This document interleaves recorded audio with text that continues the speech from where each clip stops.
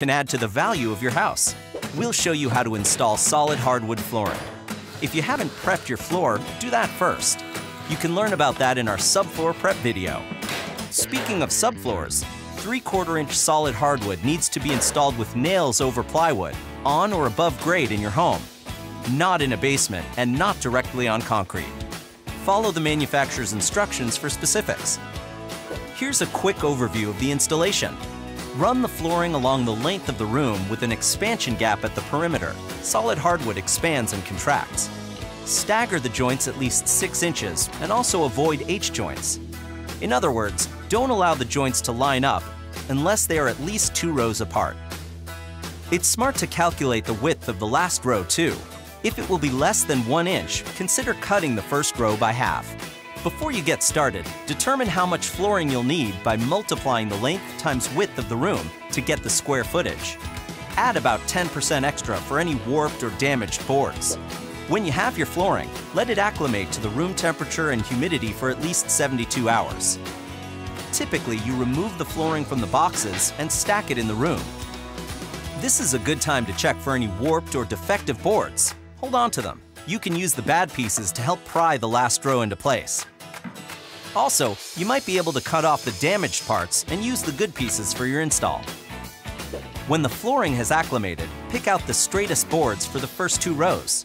Hold the first board on the starting line you snapped during prep, groove side toward the wall. Set spacers for the expansion gap, typically 3/4 inches. Face nail about 1/2 inch from the tongue side, starting about 3 inches from the ends, and generally every 6 inches in between. We're using an air nail gun, but drill pilot holes if you're using a hammer and nail set. Tap the next piece in place with a tapping block and mallet, and continue face nailing.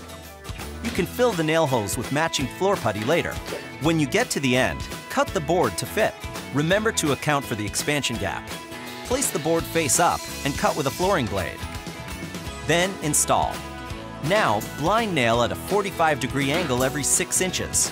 If using a hammer and nails, be sure to drill pilot holes. To start the second row, push the groove onto the tongue of the first row and tap the boards together with a tapping block. Keep installing the next few rows this way, staggering the joints at least 6 inches. It's a little slow now, but the installation will pick up once you have enough room to use a flooring nailer. To use the flooring nailer, hold it against the flooring tongue and hit it with a hammer. And hit it again, and again, spacing the nails. Continue installing the rest of the floor, staggering the joints and maintaining the expansion gaps. Mix boards from different boxes so you don't have patches of similar color or grains.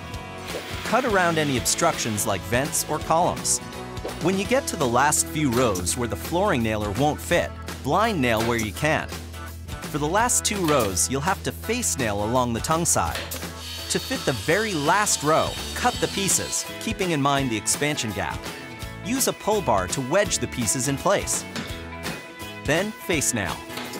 If the last strip will be less than 1 inch wide, glue it to the previous row. Finish up by cutting the excess underlayment, filling nail holes with wood putty, and reattaching the baseboards and shoe molding. Attach the trim to the